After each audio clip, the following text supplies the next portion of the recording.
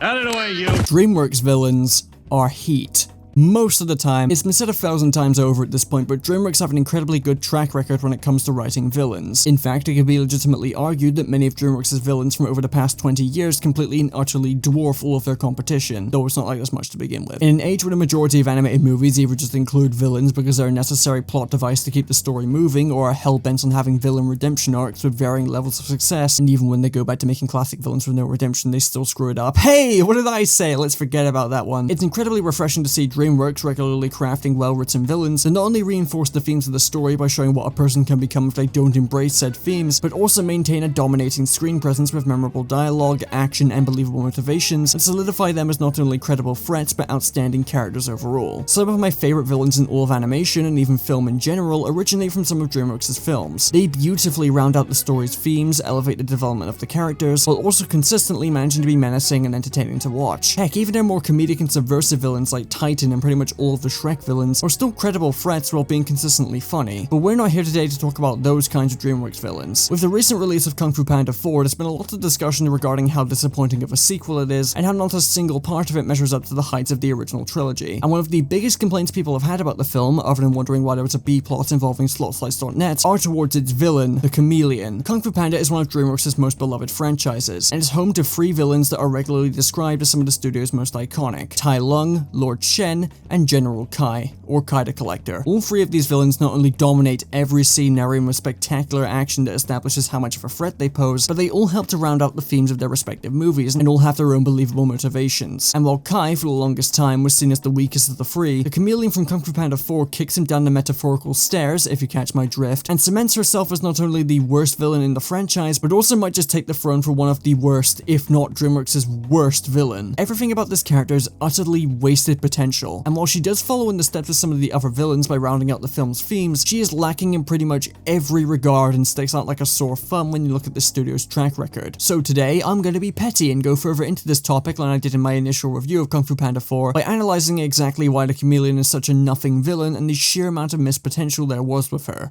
Before we get to that though, I have an important announcement. The internet is dangerous. Controversial statements only on this channel. And with your online safety at risk, you could use a VPN. A NordVPN. Whether you're browsing on mobile or PC, NordVPN lives up to its reputation as the fastest VPN on the planet, keeping you safe and secure by encrypting your activity and shutting out malicious actors and malware, while also allowing you to view exclusive content that's blocked in your region. Gone are the days of being blocked from watching Spider-Verse on Netflix because of your country being a lame, useless, sad, pathetic, miserable piece of rock. Just select whatever country you want in a click or two, and boom, in the eyes of the Lord, you are now a United States citizen. But on top of all this, Nord's built-in password manager and data breach scanner will help you stay on top of your passwords while keeping you alert and ready to take action if Organization 13 wants to feast on your private information. And NordLocker will keep all your files safe in secure cloud, untouched by the unholy. And if you use the link in the description below at nordvpn.com/cartoonchi, you'll not only get a 2-year plan with NordVPN including NordPass and NordLocker, but an extra 4 months that will be completely free. Thank you so much to NordVPN for sponsoring this video. Now let's get back to business.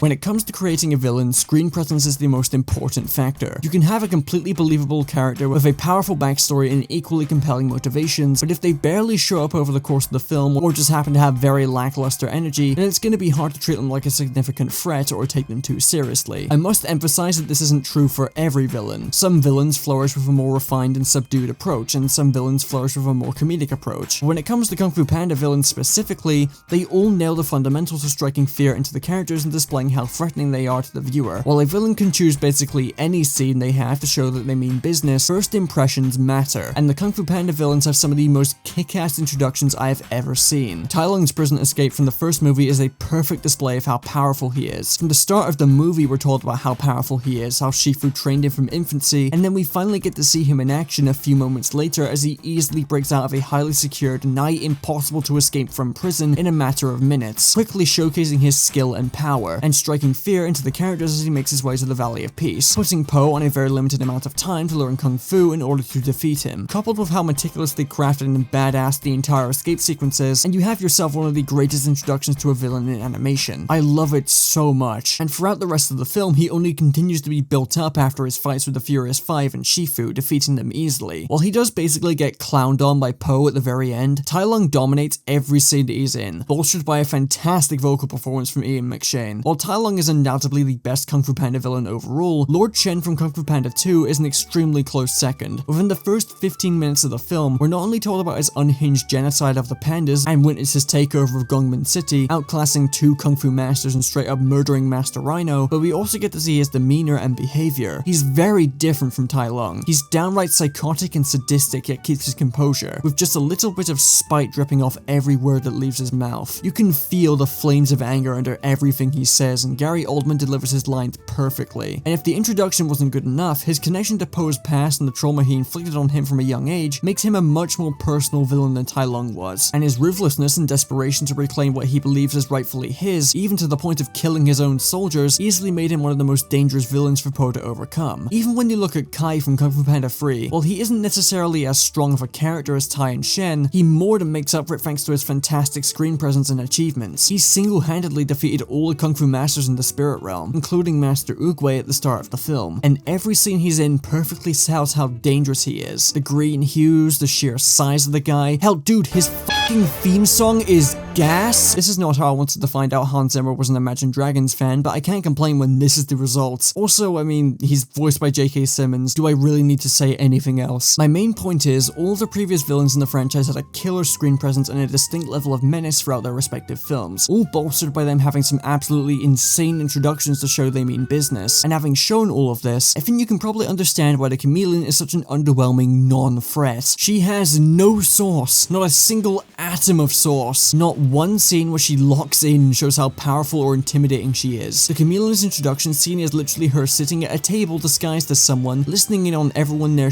talking her, and then spooking them by transforming back into her regular form and going, "Ah, it was me the whole time, you silly sausage, ah ha ha." And while Viola Davis is clearly trying her best to give their voice some weight, having her go, "Hey guys, look, I'm the Chameleon," and then lightly kicking some dude down a flight of stairs doesn't really do much to strike fear into anyone, nor does it really establish her as a threat. All we know is she can transform into people, somehow, and that she can kick people down some stairs. But whatever, right? She doesn't have an exciting introduction, that's fine. A little underwhelming compared to the last 3 goats in these Legends of Awesomeness, but this doesn't necessarily mean, look, I'm not gonna bother with this bitch, she is so f***ing boring. Not only is she not even in the film that much, but none of her other scenes establish her as a decent threat. It's only when we get to the end of the second act where we see her doing anything remotely interesting as she summons all the Kung Fu masters from the spirit realm, including Tai Lung, Shen, and Kai, and proceeds to steal all of their Kung Fu. But all this amounts to is an absolutely pathetic fight with Po where she briefly transforms into different masters, and Po, being a dipshit,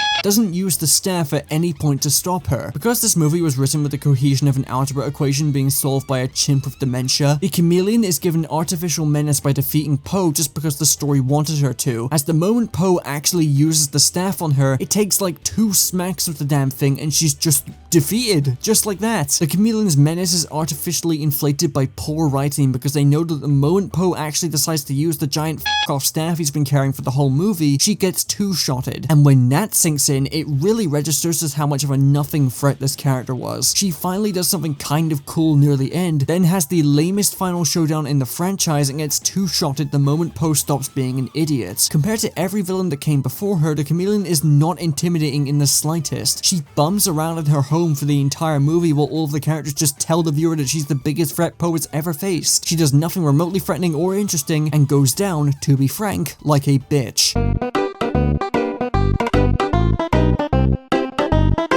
Each villain of the franchise, including the Chameleon, succeeds in rounding out the themes of the movie. In Kung Fu Panda 4's case, the themes relate to change. Po gradually learns throughout the film to accept change and is opposed by the Chameleon, who cannot change, who is supposed to be clever and ironic because her whole power is being able to change into anyone she wants, hardy hardy har. 4's problem, though, is that while they round out the themes and provide an example of someone not following the themes in the film in comparison to Po, is that the Chameleon is just not a well-written villain and only rounds everything out by existing and not changing. There's a pretty good video by Greg O going about DreamWorks villains, so if you want to go into how well the previous films handled this, then watch that, I guess. But just like with everything in Kung Fu Panda 4, it feels messy, and this isn't helped by the Chameleon as a character being insanely lackluster too. It's one thing to not have any source as a villain in a franchise known for how good its villains are, but it's another thing entirely to just be a completely character. The Chameleon's motivations are so utterly baffling that you have to wonder if anyone involved with the writing of this movie actually had any idea what they were doing with this character. There is a post floating around right now that describes just how misguided the production of this film apparently was. It's all purely hearsay for now, but not gonna lie, a lot of it does track with how things are executed in this movie. Like the Chameleon just not having a motivation or backstory until late into production, because that alone would explain so much about why she feels off and is so poorly written overall. Anyway, so the Chameleon's backstory. All the previous villains had some kind of interesting backstory and motivation. Tai Lung trained his whole life to become the Dragon Warrior out of a need to become powerful, and when he wasn't chosen due to this reason, and Oogway sensing darkness within him, he lost his mind and was imprisoned after he attacked Oogway and Shifu. Shen was motivated by fear and paranoia after being told he would be defeated by a warrior of black and white, causing him to commit a mass genocide against all the pandas, which led to him being banished from Gongmin City after his parents found out what he did. His desire to reclaim his power and rule over China is powerful enough, but his paranoia when he realizes his fortune has not been changed after all this time has him desperately desiring to kill Po, unaware that this fear of his is the only thing steering him towards this fate. And I mean, again, Kai's backstory was kind of the weakest and wasn't too compelling. He just didn't like Oogway because Oogway stopped him after he went power crazy, but even that is far more compelling and believable than the Chameleon's backstory. The Chameleon's backstory and motivation stem from the fact that she was turned away from Kung Fu masters and could not learn Kung Fu due to the fact that she was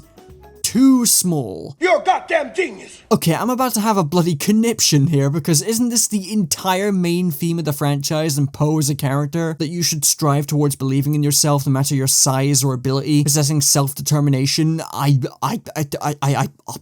know everyone's pointed this out already, but it is really taking the piss to say the Chameleon was too small to be trained in Kung Fu and was turned away from other Kung Fu masters, when she looks to be no taller than Shifu, and two of the most renowned Kung Fu masters in this franchise are a snake and a fucking insect. This is such a terrible backstory, and I genuinely believe they came up with it last minute because it just doesn't make any sense at all, completely contradicting the themes of the franchise, specifically the first movie, and the actual world itself. This doesn't make her interesting, nor does it give her any depth. We don't see her being rejected for her size anywhere. She just tells us this, and then that's it. Backstory over. What an incredible character. She is just so lame. I am never gonna believe that they actually had 6 movies planned out for the beginning of this franchise, especially when this is their attempt at a 4th villain. Just absolute sewage. I guess this is another reason why the Furious 5 aren't in this movie, because if she had this pity party in front of Mantis, you would have heard Seth Rogen laughing for like 5 minutes straight, which I wouldn't wish on any human currently living.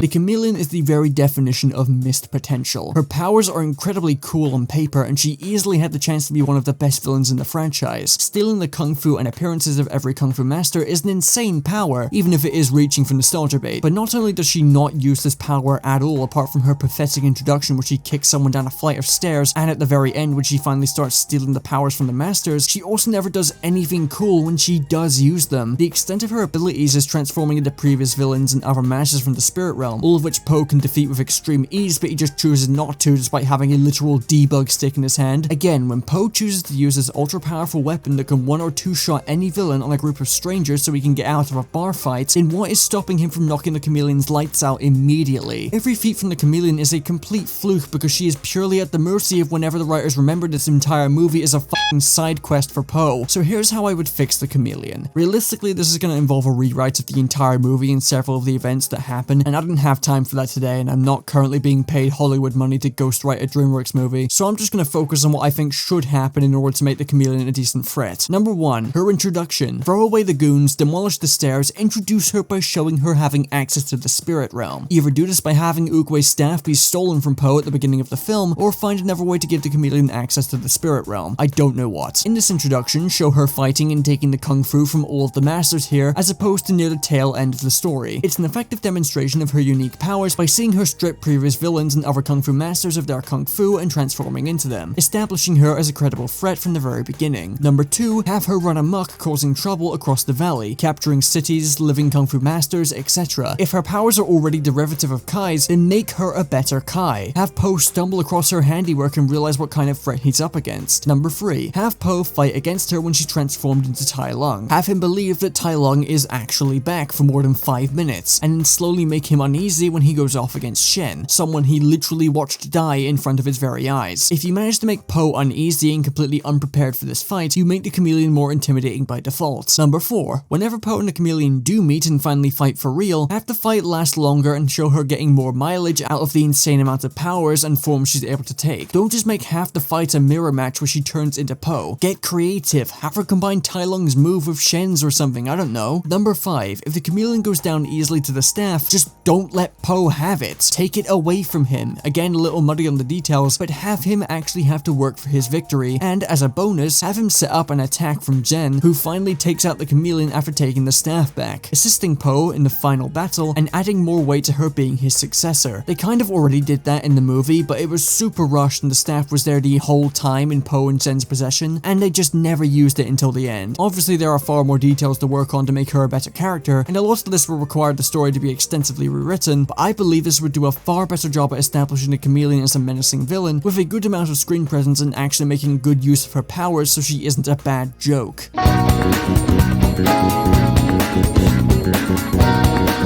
Look, in conclusion, I have no idea how the Chameleon turned out as bad as she did. I'm not claiming to be a better writer than the people who wrote this story, or even a good writer in general, but there are so many avenues you could have taken this character to make her interesting and legitimately threatening. And if what I read in this post was actually true, it would make complete sense to me if they did all this on purpose, knowing that there was a better story to be told. In general, the Chameleon's presence in the story only adds on to how much of a boring side quest this whole adventure was for Po. If Kung Fu Panda 5 just opens saying Jen died after getting crushed by a falling sign, then the events of 4 are just completely inconsequential. Jen's entire existence is the only reason why 4 is important to the overall story of this franchise, because no one grows from this experience. It's a nothing adventure in a nothing movie bolstered by a nothing villain. I truly believe the Chameleon is the absolute worst DreamWorks villain by a long shot, and since Kung Fu Panda 5 is definitely happening now, I hope that they not only get their shit together for it, but also have a much better time crafting its villain. Anyway, that was my cool little rant about a mid-DreamWorks movie. Play Yakuza. Goodbye.